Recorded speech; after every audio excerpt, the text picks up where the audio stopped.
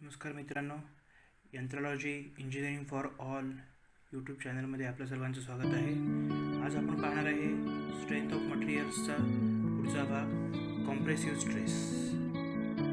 अभ्यासल्यानंतर तुम्ही सांगू शकाल की कॉम्प्रेसिव्ह स्ट्रेस आणि स्ट्रेंथ म्हणजे काय, कॉम्प्रेसिव्ह स्ट्रेंथ कशी ठरवायची, डक्टाईल आणि ब्रिटल मटेरियलची कॉम्प्रेसिव्ह स्ट्रेंथ, L/D रेशिओ काय आहे आणि त्याच्यावरती आधारित मटेरियलचे फेल्युअर, नंतर लाकडाची कॉम्प्रेशन टेस्ट आणि कॉम्प्रेसिव्ह स्ट्रेसची उदाहरणं.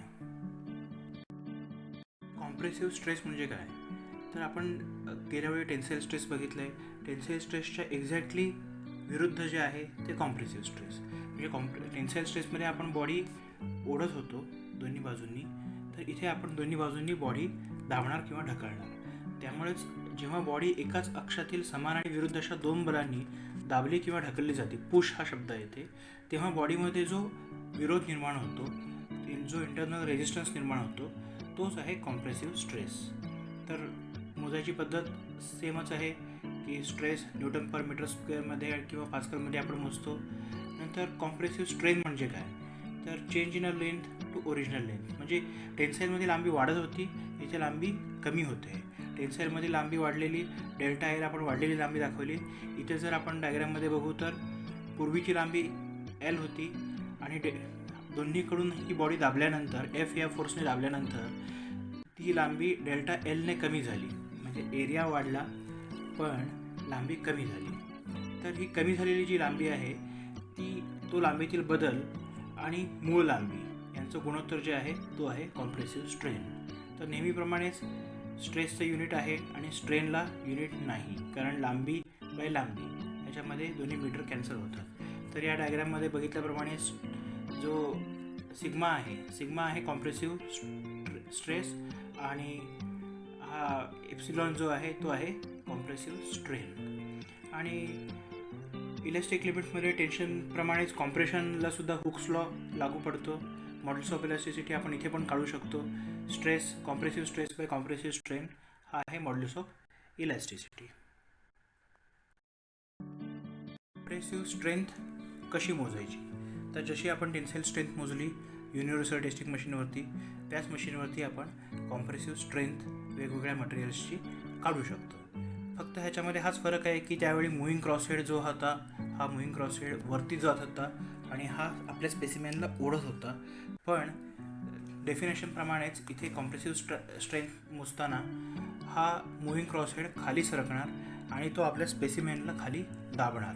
तो दाबून जेव्हा आपला स्पेसिमेन तुटेल तर ती होईल त्या स्पेसिमेनची, त्या मटेरियलची कॉम्प्रेसिव्ह स्ट्रेंथ. इथे आपण ब्रिटल मटेरियल कॉन्क्रीट तुटताना दाखवलं आहे. तर हे तुटतानाची जी व्हॅल्यू आहे ती नोट केली जाते, ती बघितली जाते आणि ती ठरते त्या मटेरियलची कॉम्प्रेसिव्ह स्ट्रेंथ.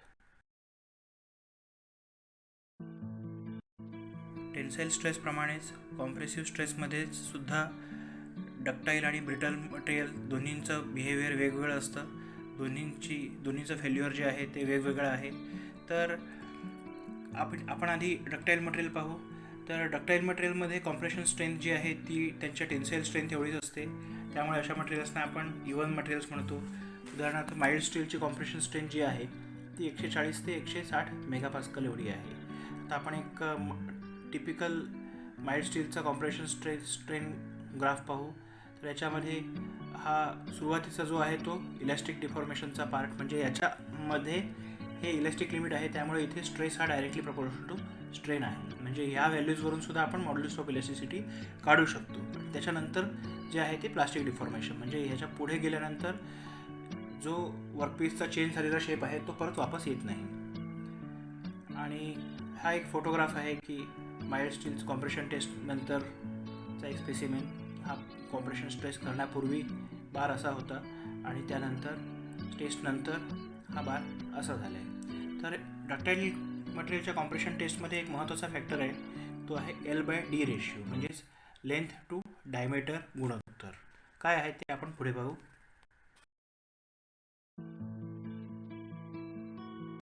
L/D रेशिओवरती आधारित डक्टाईल मटेरियलचे फेल्युअर मोड्स. तर एल म्हणजे स्पेसिमेनची लांबी आणि डी जो आहे तो स्पेसिमेनचा डायमीटर म्हणजेच व्यास. तर पहिली केस आपण पाहू, L/D रेशो 5पेक्षा जास्त. म्हणजेच जर ह्याच्यामध्ये डायमीटर व्यास आपण 10 mm घेतला स्पेसिमेनचा, तर आपली लांबी, स्पेसिमेनची लांबी ही 50 mm जास्त असली पाहिजे. मग अशा केसमध्ये आपण जर कॉम्प्रेशन केलं तर बकलिंग होणार आहे, वाकणार आहे स्पेसिमेन. हे आपण सेपरेट चॅप्टरमध्ये बघणार आहे, बकलिंग कसं होतं वगैरे. नंतर L/D रेशो हा 2.5पेक्षा जास्त असेल तर शेअरिंग होणार आहे, कापलं जाणार आहे. नंतर L/D रेशो 2पेक्षा जास्त आणि 2 कॉन्टॅक्ट सरफेस जे आहेत, जे फिक्स्चर बरोबर कॉन्टॅक्ट करत आहेत, UTMवरील युनिव्हर्सल टेस्टिंग मशीनवरील फिक्स्चरबरोबर जे कॉन्टॅक्ट करणार आहेत, त्या सरफेसबरोबर स्पेसिमेनच्या दोन्ही सरफेसचं जर फ्रिक्शन होत असेल, घर्षण होत असेल, तर आपल्याला डबल बॅरलिंग मिळतं. म्हणजे आपण गेल्या वेळी माइल्ड स्टीलचा स्पेसिमेन जो पाठच्या लाईनमध्ये पाहिला आहे, तर त्याच्यामध्ये आपल्याला डबल बॅरलिंग मिळालं, कारण त्याच्यामध्ये फ्रिक्शन होत होतं. नंतर पुढे आहे L/D रेशो 2पेक्षा कमी आणि फ्रिक्शन असेल तर सिंगल बॅरल मिळणार आहे आपल्याला. डीमध्ये दाखवल्याप्रमाणे सिंगल बॅरल मिळणार आहे. पुढची केस आहे 5वी केस, L/D रेशो 2पेक्षा कमी आणि आपण हे फ्रिक्शन काढून टाकलं, लुब्रिकेशन वगैरे वापरून आपण जर फ्रिक्शन काढलं तर आपल्याला होमोजिनियस कॉम्प्रेशन, एकसंध कॉम्प्रेशन मिळणार आहे. म्हणजे आपण जर स्पेसिमेन कॉम्प्रेस करत गेलो तर आपल्याला शेवटी त्याचा मोठा कॉइन मिळाला पाहिजे किंवा डिस्क मिळाली पाहिजे. आणि शेवटची केस आहे की वर्क सॉफ्टनिंग असेल, म्हणजेच स्ट्रेन कंट्रोलमध्ये नाही आहे, तर ते अस्थिर कॉम्प्रेशन होतं. ब्रिटल मटेरियलची कॉम्प्रेशन टेस्ट. तर कॉम्प्रेशन केले असता ब्रिटल मटेरियल जे आहे ते तुटतात. बहुतेक वेळा ते 45 डिग्री कोनामध्ये तुटतात. तर ब्रिटल मटेरियल्सची कॉम्प्रेशन स्ट्रेंथ जी आहे ती टेन्साईल स्ट्रेंथपेक्षा फार जास्त असते.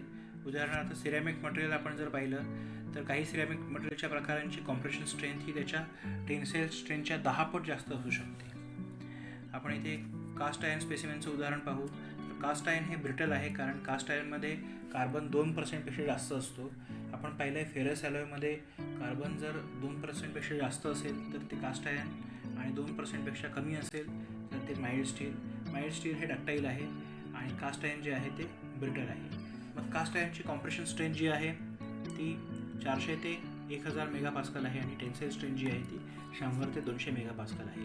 हा कास्ट आयर्न स्पेसिमेन आहे आणि हा फेल्युअर झाल्यानंतर, कॉम्प्रेशन टेस्ट केल्यानंतर जेव्हा ही स्ट्रेंथ त्याची मिळाली तेव्हा हा फेल झाल्यानंतरचा स्पेसिमेन आहे. पुढचा स्पेसिमेन आहे कॉन्क्रीटचा स्पेसिमेन आहे, जे बिल्डिंगमध्ये आपण वापरतो. तर कॉन्क्रीटची कॉम्प्रेशन स्ट्रेंथ ही जवळपास 35 ते 43 मेगापास्कलच्या दरम्यान असते.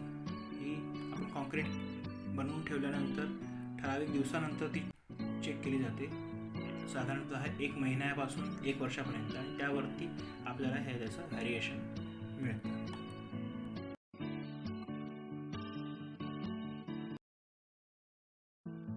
मटेरियलमध्येच दुसरं आहे नैसर्गिक ब्रिटल मटेरियल जे आहे, जे लाकूड. तर लाकडाची कॉम्प्रेशन स्ट्रेंथ जी आहे ती फार इंटरेस्टिंग आहे, कारण ह्याच्यात परत 2 प्रकार मिळतात की लाकडाचे ग्रेनला समांतर आणि ग्रेनला काटकोनात, म्हणजेच पॅरलल टू द ग्रेन्स आणि परपेंडिक्युलर टू द ग्रेन्स, असे 2 प्रकारच्या लोडला वेगवेगळी कॉम्प्रेशन स्ट्रेंथ मिळते. पॅरलल टू द ग्रेन जी लाकडाची कॉम्प्रेशन स्ट्रेंथ आहे ती जवळपास परपेंडिक्युलरपेक्षा 10 पट जास्त असते. तर काय आहे पॅरलल टू द ग्रेन आणि परपेंडिक्युलर टू द ग्रेन, हा प्रकार काय आहे? तर झाड जेव्हा वाढतं तेव्हा त्या झाडाचे फायबर उभे उभे वाढतात. आपण बांबूच्या झाडामध्ये तर आपल्याला पटकन दिसून येतात फायबर्स वगैरे. तर हे झाड उभं वाढलेलं आहे, तर ह्या झाडाचा ठोकळा उभाच काढून घेतला आणि त्याच्यावरती लोड दिला, वरून आणि खालून या प्रकारे लोड दिला, तर हे झालं ग्रेनला समांतर पॅरलल लोड. म्हणजे ग्रेनसुद्धा असेच आहेत, ह्याच डायरेक्शनमध्ये आहेत आणि त्याच डायरेक्शनमध्ये आपण लोड दिला आहे. हे आहे ग्रेनला समांतर असं लोड. मग ही लोड कॅपरिंग कॅपॅसिटी जी आहे, इथे कॉम्प्रेशन स्ट्रेंथ आपल्याला फार जास्त मिळते.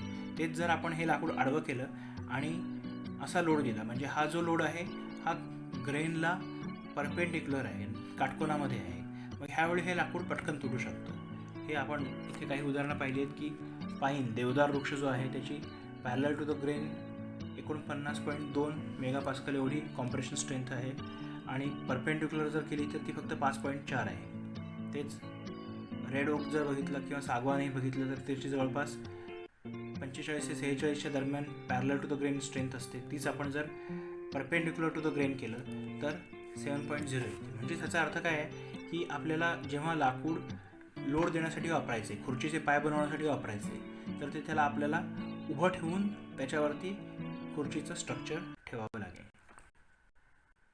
आपण पाहू कॉम्प्रेसिव्ह स्ट्रेसची उदाहरणं.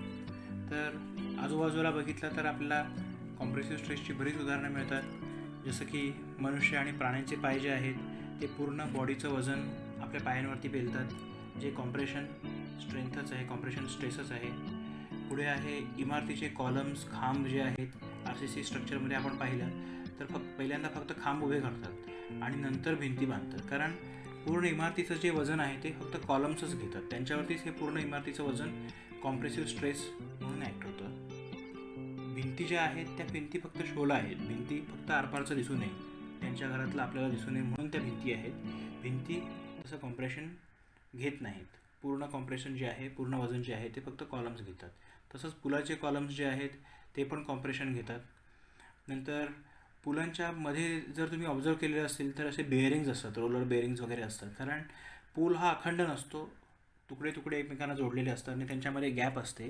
तर टेम्परेचर आणि लोड ह्याच्यामुळे ती गॅप कमी जास्त होत असते आणि ती अकोमोडेट करण्यासाठी त्याच्या आतमध्ये बेअरिंग्ज असतात. हे बेअरिंगसुद्धा कॉम्प्रेशनमध्ये आहेत. नंतर वाहनांची चाकं जी आहेत, टायर्स, ते पूर्ण वाहनाचं वेट घेतात, त्यामुळे त्यांच्यावरतीसुद्धा कॉम्प्रेसिव्ह लोड आहे. नंतर खुर्चीचे पाय जे आहेत ते सुद्धा कॉम्प्रेशनमध्ये असतात. नंतर जर एक्स्ट्रुजन आपण प्रोसेस पाहिली तर एक्स्ट्रुजनमध्ये हा मेटल ब्लॉक जो आहे तो पूर्ण कॉम्प्रेस केल्यानंतर आपल्याला त्या साईडने रॉड, ट्यूब्स वगैरे काढता येतात. तर ही चकली बनवण्यासारखी पद्धत आहे. चकलीतलं पीठ जे असतं ते सुद्धा कॉम्प्रेशनमध्ये असतं. त्याप्रमाणेच त्याच प्रिन्सिपलवरती एक्स्ट्रुजन प्रोसेस आहे. नंतर फोर्जिंग जे आहे, फोर्जिंगमध्ये सुद्धा आपला वर्कपीस जो आहे तो कॉम्प्रेशनमध्ये असतो. अशी बरीच कॉम्प्रेशनची उदाहरणं आहेत. धन्यवाद.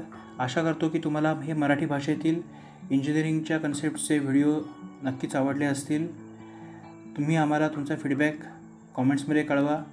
आमच्या इंजिनिअरिंगच्या यंत्रॉलॉजी या मराठी चॅनलला सबस्क्राईब करा, ज्यामुळे तुम्हाला आमच्या नवीन व्हिडिओचे नोटिफिकेशन्स येत राहतील. थँक्यू.